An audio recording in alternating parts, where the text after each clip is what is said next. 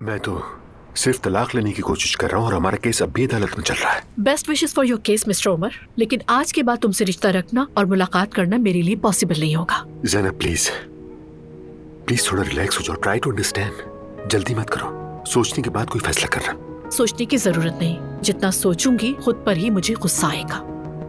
Good bye.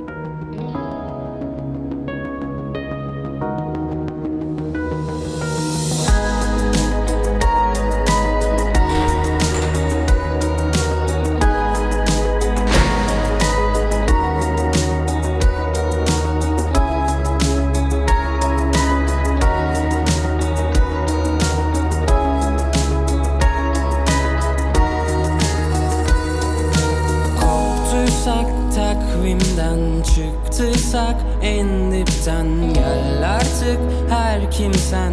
Seni bekleyecek mecalim yok.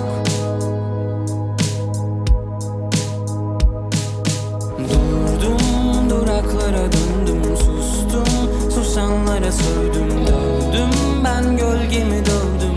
Size anlatacak hikayem çok. Seni bekleyecek mecalim yok. Ama ben o gözlerindeki yaştım. Toprağa düştüm, çiçek açtım. Kopardılar, yine kollarına kaçtım. Bırakma, ben o tepeleri